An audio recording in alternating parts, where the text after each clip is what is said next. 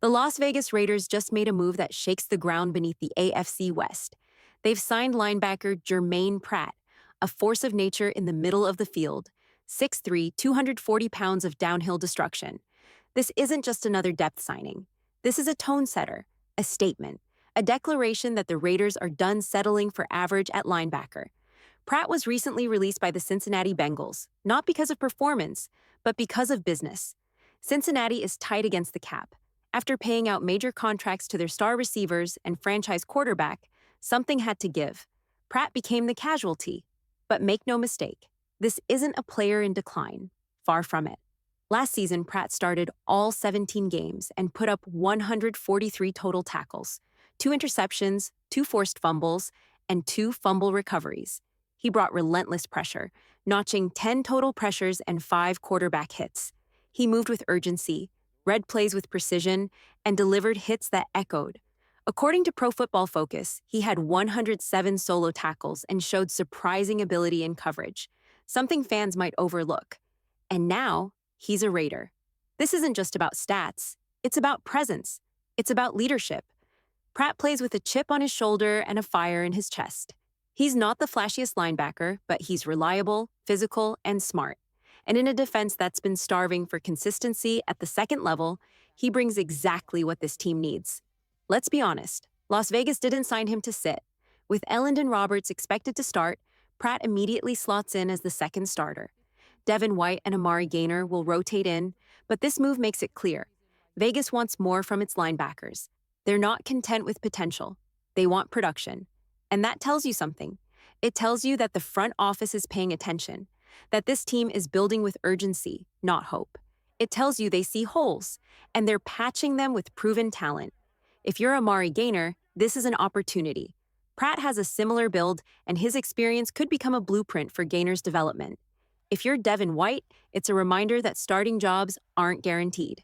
And if you're a fan, it's a reason to believe this defense is turning the corner. Germaine Pratt doesn't bring headlines. He brings football. And for the Raiders, that's exactly what they need. Germaine Pratt isn't just a tackling machine. He's a linebacker with instincts.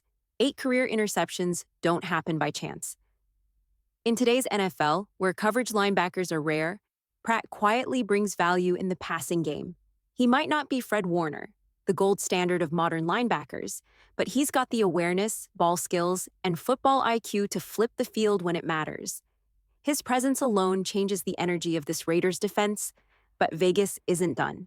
According to ESPN's Jeremy Fowler, the Raiders recently hosted free agent cornerback Shaquille Griffin for a visit. Once a Pro Bowler with explosive upside, Griffin's career has been a roller coaster. Early in his journey, he flashed the talent of a future top 10 cornerback. There were glimpses, raw speed, sharp instincts, and physicality in press coverage. But over time, injuries and inconsistency slowed his rise. Still, the potential remains. The Raiders see that. And in a cornerback room full of question marks, any injection of veteran experience could be a lifeline. Griffin previously visited Seattle this offseason, and now Vegas might be next in line to give him a shot at redemption. One thing is clear. This defense is under construction and no job is safe. With a full 90-man roster, someone will have to go if Griffin signs. That's the nature of the business. One player arrives, another departs. If Vegas does bring in Griffin, a corresponding cut in the secondary is likely. Unless, of course, an injury pushes someone to IR, which no one wants to see. And frankly, the competition at cornerback is wide open. Darren Porter has caught attention in camp, making the most of his reps. But let's be honest, he's still learning the position. He didn't start his college career as a corner, and while he's shown flashes in zone coverage, his track record is thin. Eric Stokes is the other projected starter, but questions linger. Green Bay fans didn't exactly fight to keep him, and now he has to prove he belongs in silver and black. The truth? The Raiders' secondary is still finding its identity, and it's not just the corners. Even the linebacker group carries uncertainty. Devin White has regressed over the last 2 seasons. Elandon Roberts, while tough and experienced, is in his early 30s. Age catches up to everyone, and Vegas needs younger, faster pieces to rotate in and take over. This is a defense being reshaped in real time. Meanwhile, over on offense, the signs are encouraging. Day 2 of minicamp brought some positive developments. most notably from the quarterback position. After years of instability under center, there's hope. Gino Smith, now leading the offense, has been sharp in practice. According to Raiders insider Levi Edwards, Smith dropped a beautiful seam pass between two safeties to Michael Mayer for a touchdown during 11-on-11 drills. It wasn't just a nice throw, it was a reminder that this offense might finally have a steady hand at the helm. There's a long way to go. Roster battles are far from over. But one thing is becoming clear. The Raiders aren't sitting still. They're evaluating every position. They're making moves. They're hunting for answers. And with each smart signing and competitive rep in camp, this team is inching closer to the identity it's been searching for. In the NFL, not every route is designed to get the ball. Sometimes, players are just there to move defenders, to influence safeties, open up space, and make someone else the hero. But Geno Smith doesn't always follow the script. On a recent play in minicamp, Michael Mayer ran a seam route that might have been designed as a decoy. Two safeties closed in. Normally, quarterbacks would look elsewhere, but not Geno. He let it rip, threaded the needle, and Mayer caught it for a touchdown. That's what Geno Smith does. He trusts his arm, he trusts his reads, and he's not afraid to take chances. There will be drives this year, maybe just 3 plays long, where the Raiders find the end zone in a flash. A 30-yard strike from Geno, a 20-yard burst from Ashton Genty, then another big gain through the air. Touchdown, just like that. This isn't cautious football. It's aggressive, it's fearless, and it's exactly what this offense needed. Sure, Geno's had his share of turnover issues lately, even thrown a couple of picks in camp, but his ability to push the ball downfield gives the Raiders something they've been missing, and his connection with Michael Mayer could be special. Reports out of camp say Mayer has been one of the standout players this spring. Not just a reliable target, but a real threat. Sharp routes, strong hands, growing confidence. One reporter even said Mayer was the biggest surprise of all so far, and that Tyree Wilson could be another sleeper poised to make a leap. That's what you want to hear in June. And on defense, there's buzz too. Jeremy Chinn made a statement in practice with a big-time pass breakup on Jakobi Meyers, a physical play that set the tone for the secondary. That's not just highlight material. That's what a defense looks like when it starts to believe in itself. Chinn is a chess piece, a safety who can play linebacker, a blitzer who can drop back in coverage. He's played on the line, as a deep safety, and everywhere in between. Last year, under Dan Quinn's system, he had his best season yet. Now he's in Las Vegas, with a familiar scheme and a bigger role. Dan Quinn comes from the PeteCarroll coaching tree, that classic cover 3 blueprint. The one Carroll made famous in Seattle still lives in Quinn's playbook, and while other coaches from that tree have gone in different directions, Quinn stuck with it. And Chinn, he thrives in it. He's the kind of player that keeps offenses guessing. Is he blitzing? Is he dropping? Is he shadowing the tight end? No one knows until the ball is snapped. If last season was the beginning of Chinn's prime, then the next few years could be something special. The Raiders may have found more than just a versatile safety. They may have found a tone setter. Because on both sides of the ball, one thing is becoming clear. This Raiders team is done playing safe. They're pushing forward, taking chances, and reshaping the roster with players who play fast and think faster. For the Raiders, minicamp hasn't just been about conditioning or reps, it's been about clarity. And little by little, the picture is starting to come into focus. In the secondary, Jeremy Chinn continues to shine. He's made plays throughout camp, including interceptions, and the scheme fits him like a glove. Coaches expect him to be one of the starters, and with each practice, that confidence is paying off. But the bigger battles have come on the offensive side of the ball. Ryan McFadden shared a few keynotes from camp. Darren Porter and Eric Stokes are still taking the majority of first-team reps at cornerback. Geno Smith threw 2 touchdowns, one to Michael Mayer, one to Jakobi Meyers, but was also picked off by Darnay Holmes on a tipped ball. Then there was Dante Thornton. The rookie had a moment. He burned a defender deep, got behind the coverage, clear for 6, and dropped it. A missed opportunity? Yes, but there's a silver lining. He was open, wide open, and Geno hit him in stride. That tells you 2 things. First, Thornton's speed is real. Second, the chemistry with the quarterback is building. And right now, he's running with the first-team offense, lined up on the outside alongside Trey Tucker, while Jakobi Meyers has taken over the slot. That alignment says a lot. Thornton and Tucker are both being groomed as outside receivers. Meyers is clearly the starting slot. And while Jack Beck was drafted to fill a similar role, it's clear his reps will come with the second team, for now.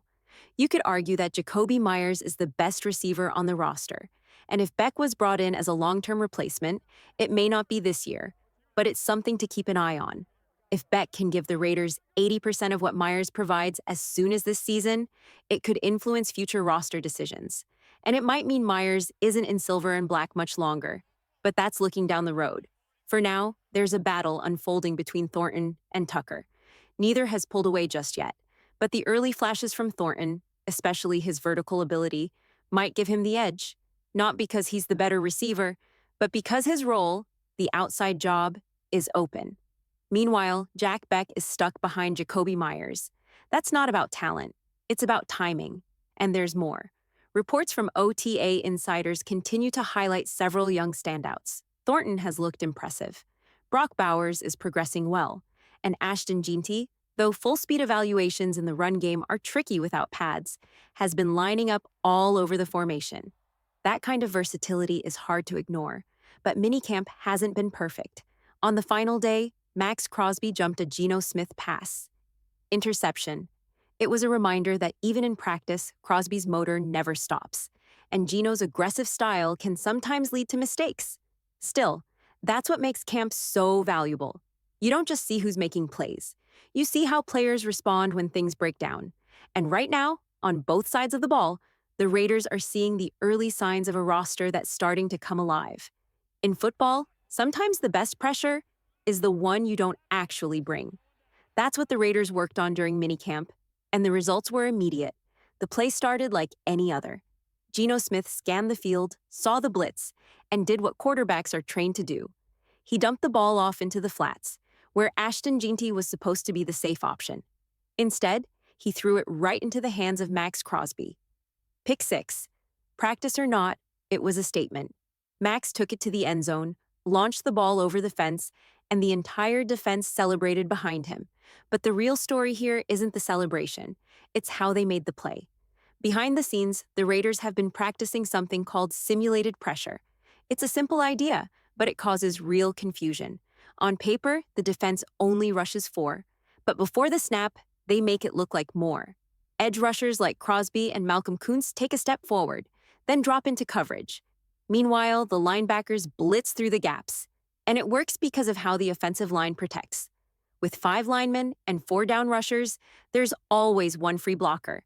That extra man usually picks up a linebacker, or maybe a safety, depending on who shows pressure. But when a star like Crosby drops off and a linebacker comes screaming through the gap, that free blocker often reacts too late. By the time the offensive line adjusts, the blitz is already home. And Gino? He saw the 2 linebackers and thought, I've got to get the ball out now. But that's exactly what the defense wanted. They baited him, showed blitz, dropped Crosby, and stole 6 points. It's a play built on deception, and it's a credit to Patrick Graham's defense. Last season, Graham leaned heavily on linebacker blitzes.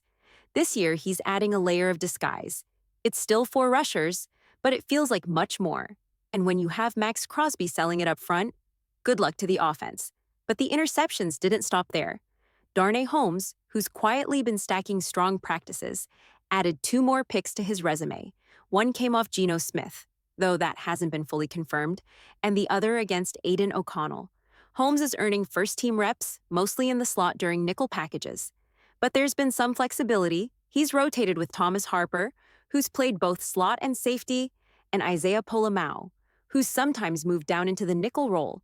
The Raiders are still experimenting with combinations. But one thing's for sure, Holmes is in the mix. He's making plays, creating turnovers, and finding his fit in a defense that's beginning to look dangerous. Training camp is about progress, not perfection. And right now, Darnay Holmes is making progress. Holmes is getting an extended look with the Raiders' first-team defense. That doesn't guarantee a starting role, but it tells us he's in the conversation. And at the moment, he's ahead of Jacorian Bennett. Now, it's important to keep that in perspective. Bennett is coming off surgery. That recovery may be why he hasn't reclaimed his old spot. As camp continues, the depth chart could shift. But today, Holmes is earning more top unit reps. That's what these practices are for. Finding out who can rise when the reps start to count. And it's not just the quantity of Holmes' work, it's the quality. He's making plays, he's grabbing interceptions, he's showing up. Across the field, Max Crosby is doing the same. And so is Jeremy Chin, who's breaking up passes and flashing physicality. Of course, not every headline favors the offense. Gino Smith has thrown a few interceptions. But this isn't cause for alarm. It's camp. It's a controlled environment designed to challenge players and test ideas. And it's worth remembering. The defense is often ahead this time of year.